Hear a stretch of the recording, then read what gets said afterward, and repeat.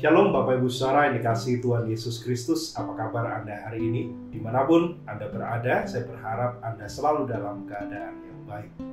Dan sangat senang saya kembali bisa menyapa Anda melalui program Sapaan Gembala GKI Manyar.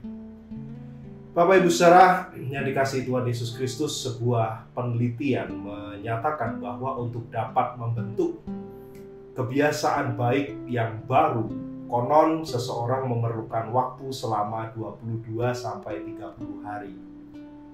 Nah, secara khusus untuk kegiatan yang bersifat motorik, seseorang harus melakukan sebuah aktivitas secara konsisten berulang-ulang di waktu yang sama setiap harinya selama minimal 22 hari supaya otak kita itu dapat merespon proses itu dan menjadikannya sebuah kebiasaan yang baru.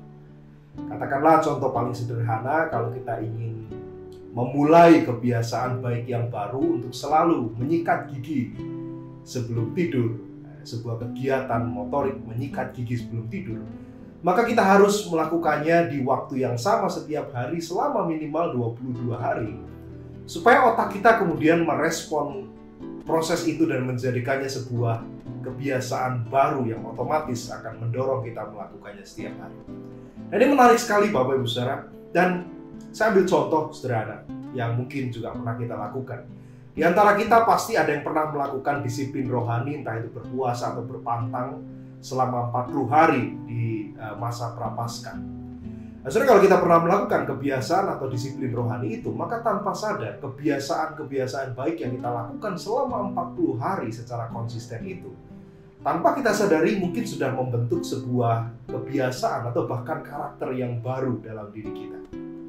Nah, saudara, di dalam bacaan kita hari ini dari Mazmur 119, sang pemazmur menyatakan bahwa orang yang berbahagia adalah mereka yang memegang dan melakukan firman Tuhan dalam hidupnya, ditulis dalam ayat 1-3. Ketika kita hidup di tengah dunia dengan prinsip-prinsipnya yang seringkali bertentangan dengan firman Tuhan, maka mustahil bagi seorang muda dikatakan untuk tetap dapat berperilaku bersih jikalau dia tidak berpegang pada tuntunan firman Tuhan. Di ayat 9 dituliskan.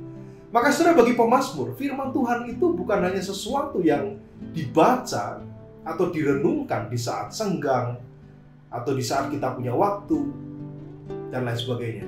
Tetapi firman Tuhan adalah sesuatu yang tersimpan di dalam hati pemazmur itu, seperti segala harta yang dikatakan di ayat 11 dan ayat 14. Firman Tuhan tersimpan seperti harta di dalam hati. Maka sudah dia rindu supaya Tuhan senantiasa mengajarkan kepadanya tentang apa yang menjadi ketetapan-ketetapan Tuhan. Bahkan di ayat 12 dan 13, sang pemazmur mengatakan bahwa dia rindu supaya dia juga bisa menceritakan hukum-hukum Tuhan itu kepada sesamanya. Bapak Ibu Saudara, membaca firman Tuhan atau mendengar sapaan gembala secara rutin itu bukanlah sekedar ritual yang kita lakukan sesudah bangun pagi, sebelum tidur, atau di saat senggang kita. Tetapi lebih dari itu, saudara, membiasakan praktik hidup yang sejalan dengan firman Tuhan adalah sebuah gaya hidup orang beriman yang harus terus-menerus dibiasakan lewat setiap upaya habituasi, pembiasaan. Bukan hanya membiasakan diri membaca firman Tuhan, tetapi juga membiasakan diri untuk mengingat dan membiasakan mempraktekkan apa yang ada dalam ingatan dan hati kita itu. Sama saudara, seperti kebiasaan makan dan minum yang tentu sudah menjadi gaya hidup kita yang pasti. Orang yang tidak makan dan tidak minum pasti akan mati tanpa melakukan hal itu. Maka saudara, mari kita membangun perilaku hidup yang sesuai dengan firman Tuhan. Dengan disiplin rohani, bukan hanya merenungkan, tetapi juga membiasakan untuk mengingat dan mempraktikannya di dalam hal-hal paling sederhana dalam kehidupan kita sehari-hari.